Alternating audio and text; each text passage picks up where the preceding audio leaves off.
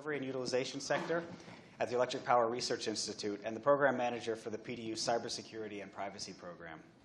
Prior to joining EPRI, Galen led the Embedded and Applications Security Group at Southwest Research Institute, where he was the project manager for multiple advanced meter and infrastructure penetration testing projects, and was also the cybersecurity lead for the Center for the Commercialization of Electric Technologies Department of Energy demonstration project, which focused on the deployment of synchrophaser technology, the smart meter Texas portal, distributed generation, home area networks, and the direct load control.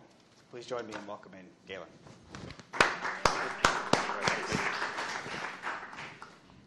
All right, good morning, everybody.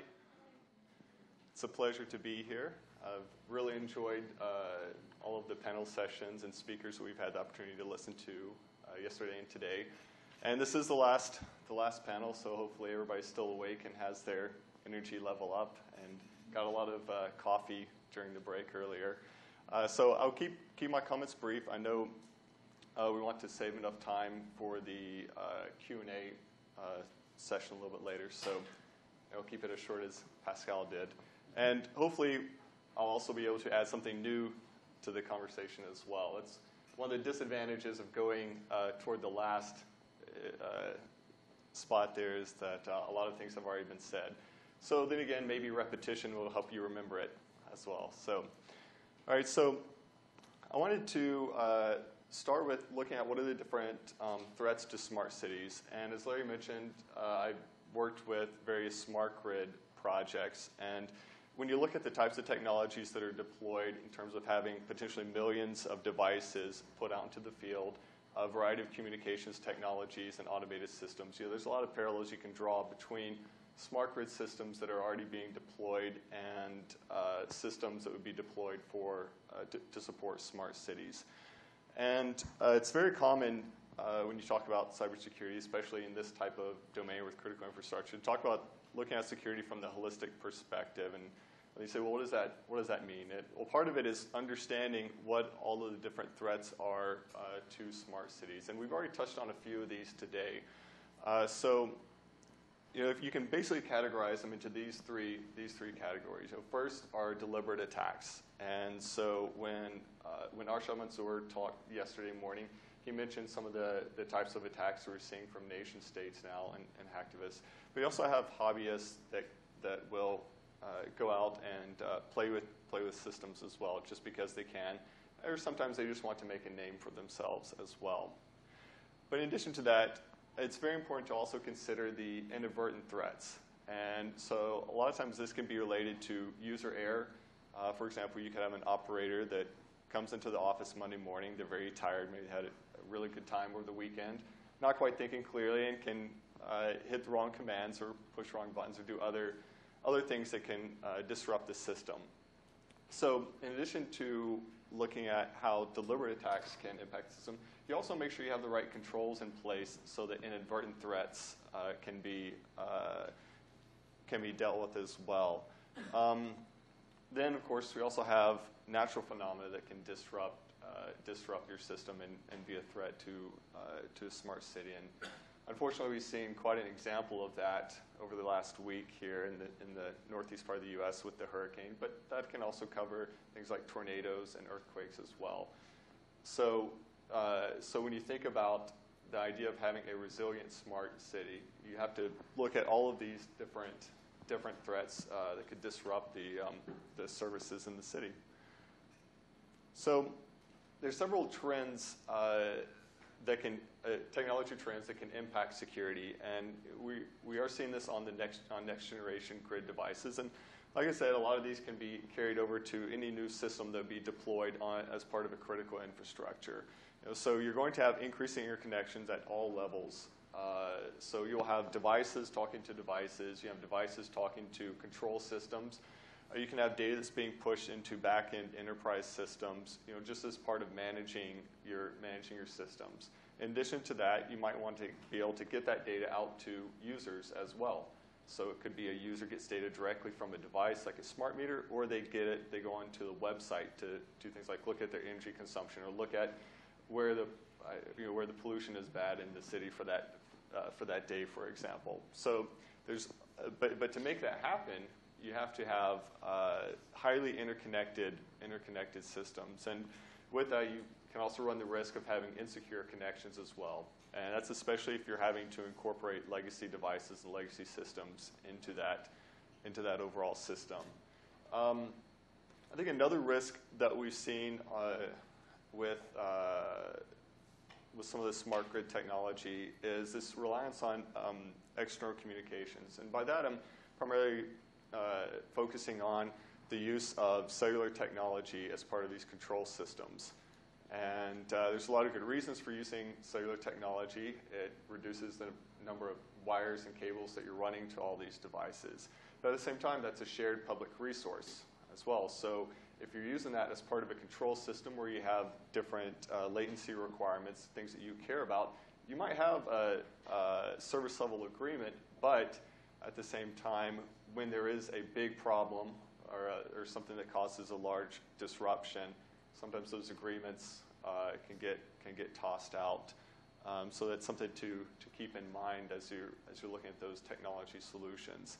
Also, you have increased capability of field equipment, so more intelligent electronic devices that are deployed out in the field. And so they'll actually be using the data that they're collecting from sensors, maybe as part of a field area network, to make their own decisions about how to react to the changing environment, which leads to the last bullet, this increasing levels of automation. And for different activities that you want to have happen in real time, it's going to be very key to have this automation, to have the right level of efficiency and operations for the system. But when you have that level of automation, that also means it can become more difficult to predict how the system reacts when there's a problem. That automated system can be interconnected with another automated system, for example, so you can have some cascading effects from that as well.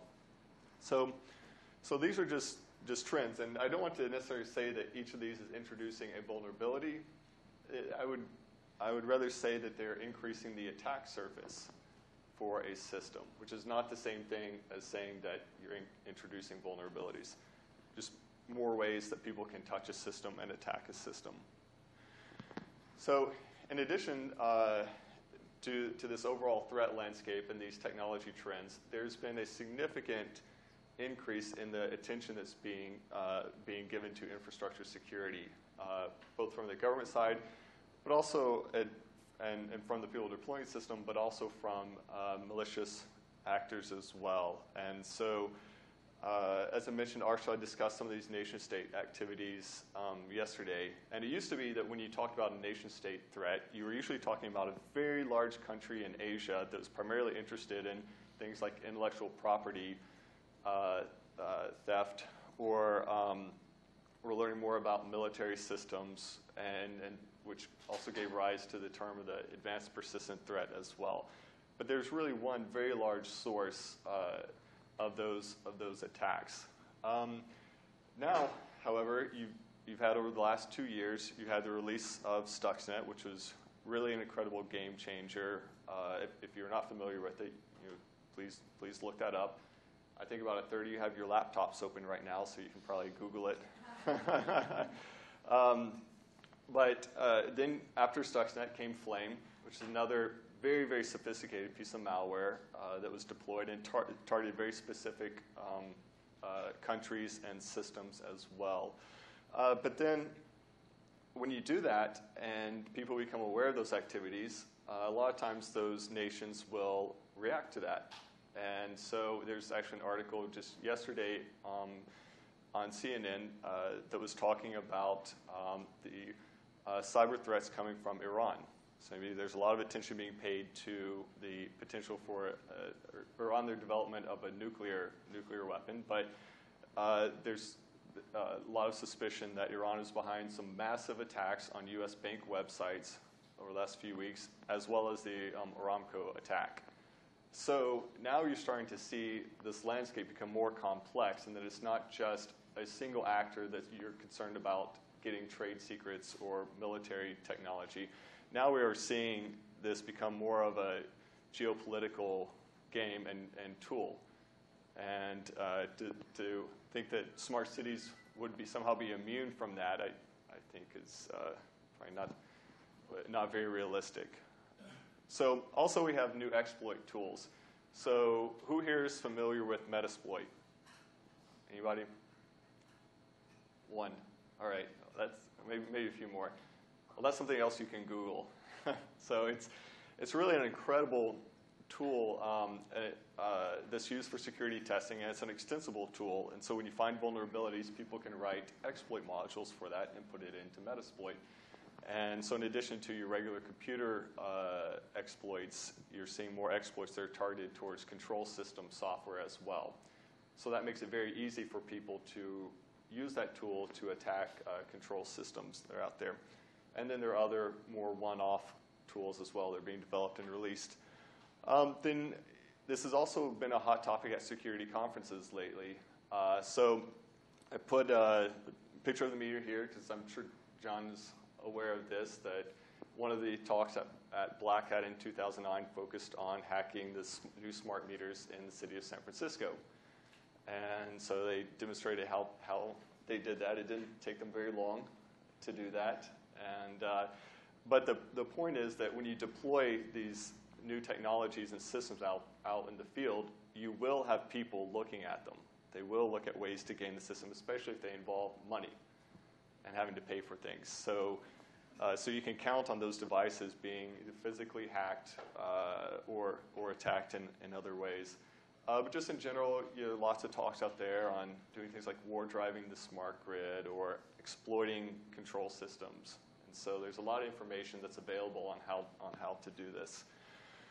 So when you think about all these threats and the different threat actors and the potential risk with deploying technology to support smart cities or to support smart grid, it can be a little bit overwhelming at times. So when you go about designing systems, to be more secure, there's still a very straightforward design flow that you can follow to do that. And the biggest and most important part of this is this risk assessment. And I think it's been mentioned several times already that you can't make this system entirely secure. So instead, you want to look at your risks. What are the different ways the system can be attacked? Where it can be vulnerable? Which risks are you willing to accept? Which ones are you going to try to mitigate and spend money on security controls to mitigate? But that is absolutely the key part of it. It's not how to protect the system. It's how you want to manage your risk. And then once you have that settled out, it becomes very straightforward to develop your high-level security requirements and develop the security architecture once you've done that initial risk assessment and decided where you want to work to protect the system. And by the way, this was in this flow came from this NIST interagency report, which is the 7628 report, Guidelines for Smart Grid Cybersecurity. It's a very good resource if you want to understand requirements for the smart grid. And it includes, of course, a privacy assessment as well. So it's not just about protecting confidentiality of data, but also looking at privacy issues associated with that. So that's when you're doing the system design. Then once you design and deploy, once you design the system, then you have to deploy it. And when you deploy it, this is the general cycle that is traditionally used for IT security. First you try to protect the system. Next, if you are under attack or you've had a breach, you need to be able to detect that has happened. So you have to have the right technology to detect that. Next, you have to be able to respond to that incident. So you have to have your incident response plan. You have to know what actions you want to take when you respond to that. And finally, you need to recover from that. So that is usually where you would go take a system that's been infected, take it back, try to wipe it, and bring the system back up. And one of the key differences between IT security and security for infrastructure is, once again, this need to design for resiliency. So you assume the incidents will happen. You design the system to be able to manage those incidents. But this idea of being able to maintain system services and have a survivable system, I think, is certainly one of the key differentiators between a regular IT system and an infrastructure system like a smart grid or a smart city. And because you can't just go unplug a system. You know, if you have a system that's expected to run 24/7, it's a real-time control system. It's not like when someone shows up in your office to tell you that they think your computer's infected and they're going to unplug it and take it and walk away. You can't do that on these systems. So you need to make sure that you have the right playbooks to be able to react to incidents and to try to maintain some minimal level of service as you are managing the incidents and responding to them and recovering from them. So if there are two key takeaways that I hope you'll take from this today, and one of them is that, as mentioned, cybersecurity is really about risk management, and that always needs to be the framework that you approach the problem of cybersecurity with. And second is the need to support resiliency and survivability in these new systems. All right. Thank you.